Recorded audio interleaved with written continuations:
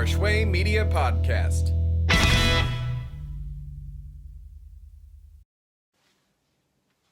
Well, Dennis, I cannot thank you enough for putting me up in your cave.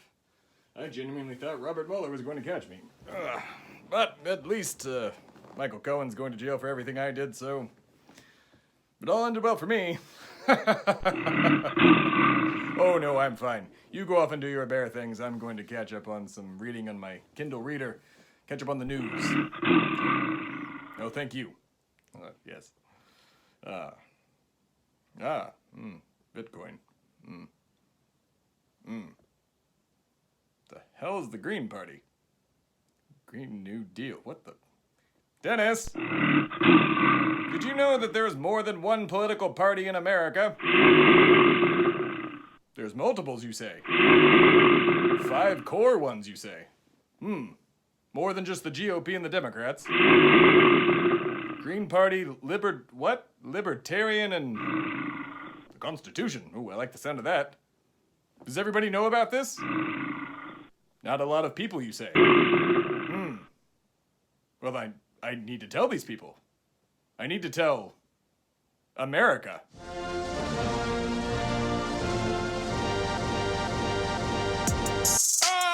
It's good to be back. Hello, America. It's America, the podcast. Hello, America. It's me, Thebadias A. Starred, a.k.a. the Bastard, a.k.a. the embodiment of and only hope for America. And welcome to Season 4 of America, the podcast. That's right. I am now screaming my very important words directly into your face as well as your ears. So, if you are still listening to our show on iTunes or Spotify or wherever the hell else is out there now, then bully for you. But might I suggest that you also watch my very beautiful face scream my very important words into your very beautiful face on our YouTube and Funny or Die channels. The links are in the description of this podcast and the videos as well. So, what are we going to be talking about this season, you might be asking? Well, first I would say, hold your horses. I'll get there. Jesus, you're impatient. Second, we are going to be discussing the political parties of America, starting with the Green Party, then the Libertarian Party, then the Constitution Party, then the Democrats, and then the infamous GOP, my former party, and long-lost lover. Anyways, so, we will get there after this commercial break. What are you doing? I think that went well. You're not done. What? The commercial's not till later, dude. Well, are you gonna cut this out? You're not going to, are you? Just fucking keep going. Alright, fine. The Green Party. The Green Party of the United States, or GPUS, which sounds like the name of a bad SoundCloud rapper, so let's just stick with the Green Party on this one, was technically formed in 2001. I say technically because it, like most political parties in this country, has existed in a few different forms. Going back to 1984, when Ronald Reagan and cocaine were king, a loose coalition of green groups was formed that later, in 1991, went on to form GGPUSA, which sounds like the name of a worse SoundCloud rapper, but translates to the Greens/the Green Party of the United States of America. Why they needed the slash is beyond me. Later, in 1996, the Association of State Green Parties was formed, overshadowing the original group, and then later forming what we know today as GPUS. You know, I'm starting to like that name. If that is a real rapper, I want them on this show. Anyways, we've talked about their history briefly just now, so who has led these individuals, these green-minded folks? Who has been their warrior in the battle of electoral fisticuffs in the past? Well, let's talk. So, first up, we have American lawyer, activist, and Al Gore's waking nightmare, Ralph Nader. Now, you may remember Ralph Nader as the person who, quote-unquote, spoiled the election for the Democrats in the year 2000, allowing George W. Bush to win the election by losing the popular vote and winning the Electoral College. Sounds vaguely familiar. Anyways, whether or not Ralph Nader spoiled the election for the Democrats is debatable. However, in the words of most of the Green Party members, if the Democrats could not win the hearts of the people that voted Green, then they did not deserve the votes at all. That or Roger Stone helped organize a massive campaign to help George W. Bush win. Again, debatable. Moving on. Then, in 2004, the Green Party put forth activist and man asking the kids if pizza sounds good for dinner, David Cobb. After that, in 2008, former House of Representatives member from Georgia's 4th District and woman with impeccable jacket taste, Cynthia McKinney, took the stage as the nominee. Then, in 2012, and then again in 2016, the Green Party decided to go with medical doctor and former lead singer of Somebody's Sister, Jill Stein, seen here eating dinner with Vladimir Putin and Michael Flynn. So, there's that, I guess. Anyways, that's who led the party. Now, who will be taking them into the future? So, who's currently running in the Green Party's 2020 presidential primary? Well, for starters, we have People's National Convention organizer and woman whose name admittedly took me about 48 takes to pronounce correctly, Sadanam Kinamo Christian Moyawasetsvakuri. And my apologies if I still mispronounce that, and best of luck to you in the election, ma'am. Next, we have Army veteran and man trying to figure out what that smell is, Dennis Lambert, followed by Roland Aranjo, self-help author and man without a usable image. As for people with usable images, we have Dario Hunter, American lawyer and man trying to figure out where the hell his waiter is with his drink. Followed by chin beard enthusiast and former gubernatorial candidate Ian Schlachman. However, none of them pale in comparison to the likely frontrunner in this Green Party presidential race. I am, of course, speaking of former Marine and man whose name sounds like he sells certified pre-owned Hondas, Howie Hawkins. So, while there are currently several members of the Green Party holding local offices around the country, according to our research, there are currently none holding state or federal. In fact, Cynthia McKinney is the only person out of any of the presidential candidates mentioned so far that has ever held higher office. Now, can that change? Can the Green Party be elected to state and federal offices? Well, yes. But that is up to you, the voter, and hopefully you can make that informed decision by the end of this episode. For now, we need to check in with our field correspondents. That's right, I now have hired the best women and men in the news industry to investigate the single most important question in this country. Where is Tiffany Trump? I haven't seen her. Have you? I know the Trumps, personally, and I haven't seen Tiffany in like 2 years. That said, let's check in with our senior Tiffany correspondent and woman Janine Pirro wishes she could be, Michaela Devereaux. Michaela, have you seen anything? Hi Theb, I'm here at an abandoned construction site looking for Tiffany. No sign of her yet, but maybe we'll get some luck here. Let's keep looking. All right, nothing. Oh, wait, I think I see something. Oh, nope, just a gopher. All right, nothing yet. Back to you, Theb. Riveting reporting, Michaela. Keep me posted. Now, we need to have a word from our sponsors so that I can stay rich. We'll be right back with America the Podcast after these messages. Stay tuned. It's America the Podcast.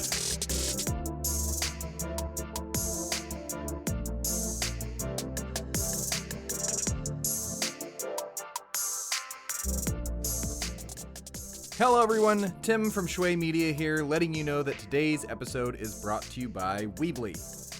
Don't know what Weebly is yet? Well, I will tell you.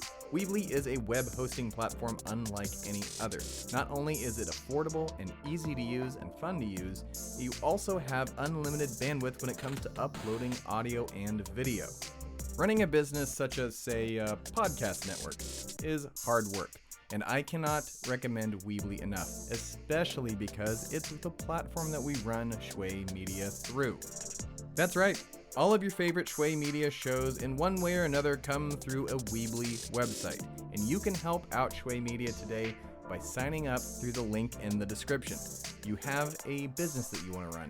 Hell, do you want to start a podcast network or just your own podcast? Weebly is the place for you to do it. And you can sign up today with the link in the description. You will help us out and help yourself out by doing so.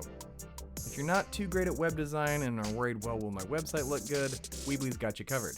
They have tons of great professionally designed templates to get your website started today and looking great while you're doing it. So head to the link in the description, click that, sign up for Weebly today, help Shui Media out, help yourself out, get your business, get your dreams started, and share the love. For more information, head over to shwaymedia.com or weebly.com. That's weebly.com. And now, back to the show. It's America, the podcast.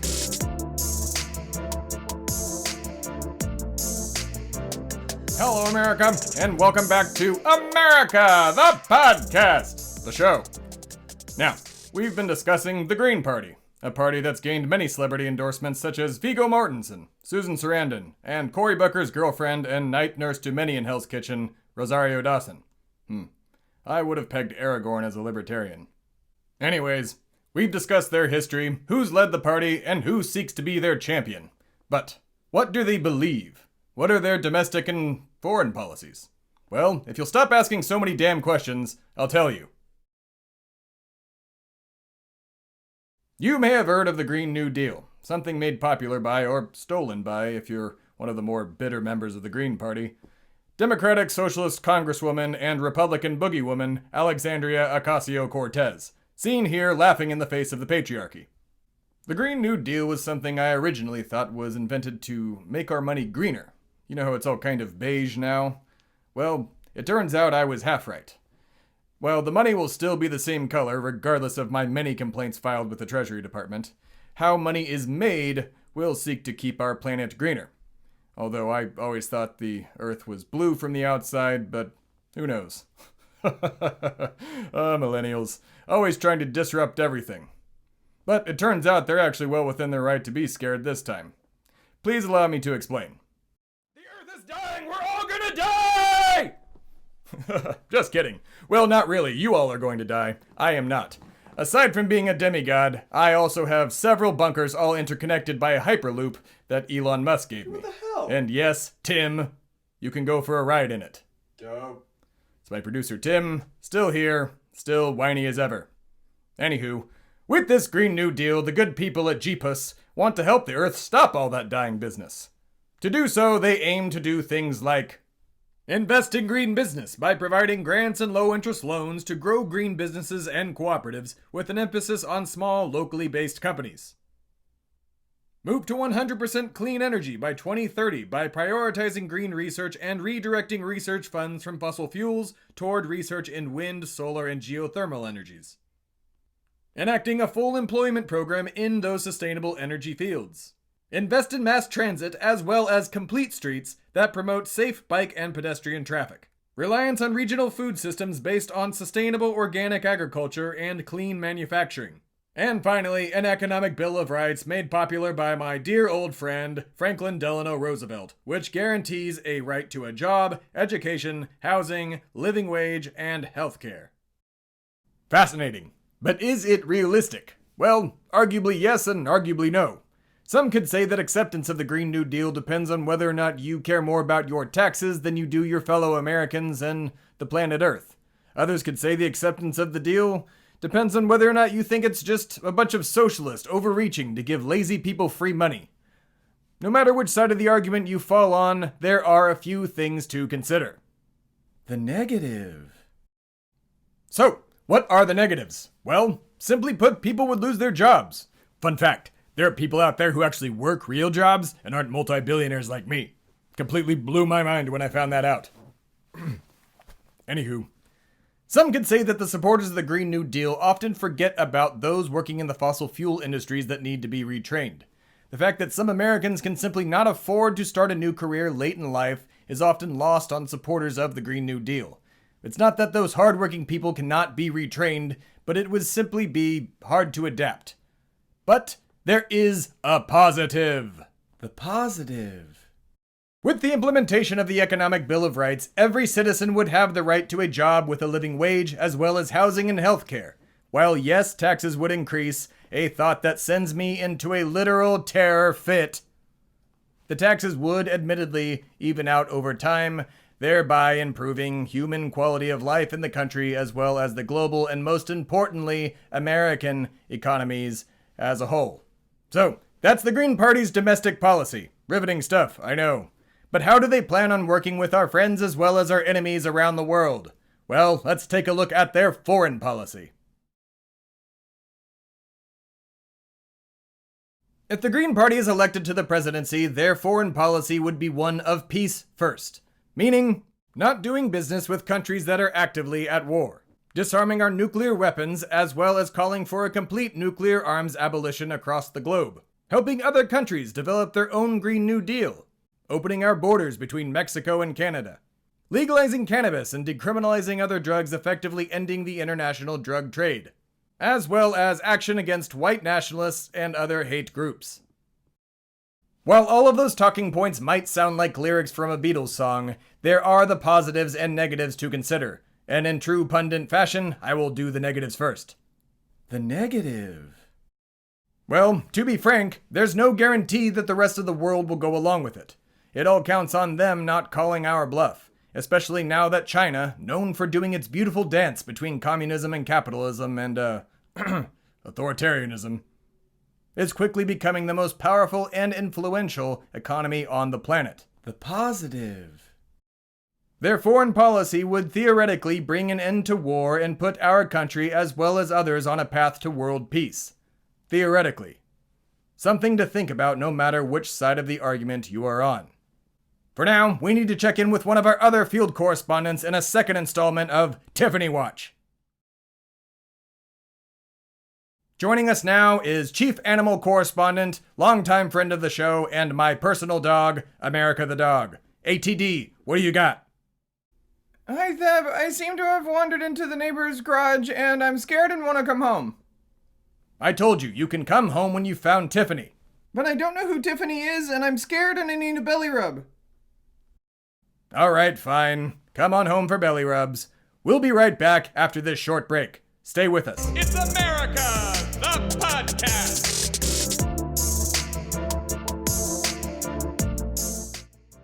This episode is brought to you by Brews and the Boys. So, what's your favorite American football team? Did you say the Dallas Cowboys? If you didn't, you're wrong.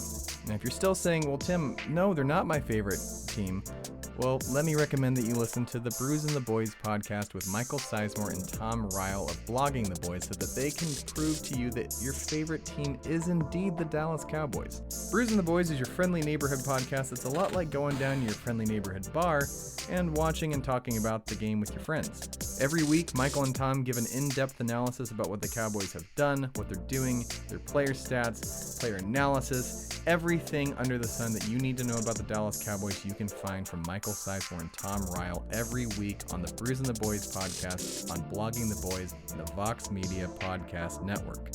For more information and episodes, head on over to brewsandtheboys.com.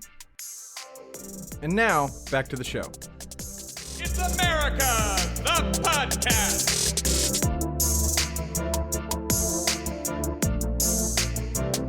And we're back.